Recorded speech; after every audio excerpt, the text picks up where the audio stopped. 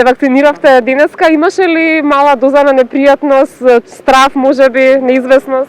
Не, јас од самиот старт, значи кога се даде идејата за вакцинација и едве го чекав денов да дојден или да се вакцинирам, никогаш немав сомнеш, никогаш немав двоумење, никогаш немав одложување да почекам да видам дали други вака ќе реагираат, дали онака, значи едве го чекав, ја чекав можноста.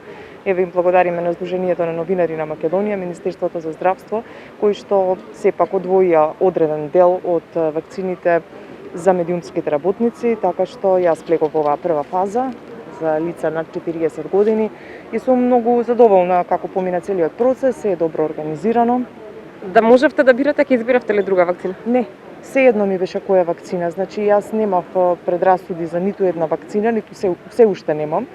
Така што ќе отидев и пред 2 недели со AstraZeneca, ќе се вакцинирав кога имаше од едно Сдружение на новинари на Македонија во соработка со Српското Сдружение на новинари во Врање. Вакцинација меѓутоа бев спречена од нека настинка што имав 2 дена пред тоа, па реков да не правиме компликации, меѓутоа немав ни сомнеш ни со AstraZeneca да се вакцинирам, немам сомнеш ни со една друга вакцина, затоа што сметам дека тоа е единствениот начин да помогнеме да излеземе од оваа светска пандемија во која што сме веќе цела година. Единствениот начин е имунизацијата. Сега како се чувствувате после вакцинирањето? Супер, супер. Не болеше ни самото аплицирање, се надевам дека ќе бидам добро и натака. Па изненадувачки се чувствувам подобро отколку што мислев. Апликацијата беше безболна. Едноставно мислам дека друг начин за излез од ова што ни се случува, а ова се некои историски моменти на пандемија кои се надевам дека повеќе нема да се повторат, е вакцинацијата. Во меѓувреме, додека да се случи ревакцината, ќе треба или сепак да се припазувате, да ги одржувате истите оние мерки на предпазливост. Имате ли никаков сомнеш, некој страв за овој период што следи?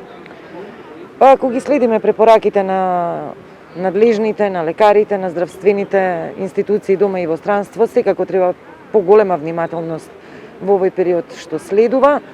Персонална, лична наша, но сепак еве еден апел до сите граѓани, дека треба сепак малку да обратиме внимание на колективното здравје, да го сочуваме своето, за да го сочуваме и на тие што ни се блиски. Предпоставувам дека ќе треба зголемена внимателност, тој страв како чувство, предпоставувам исто така е природен кај сите нас, но се надеваме дека наскоро ќе излеземе од ова. Многу сум среќна денес што се вакцинирав и со нетрпение очекував да пристигнат вакцините кај нас. Многу повеќе ми беше страв да не се разболам, не сакајќи, бидејќи колку и да избегнуваме контакти, ризикот се повеќе и повеќе постои. И компликациите се многу пострашни отколку да се прими една вакцина.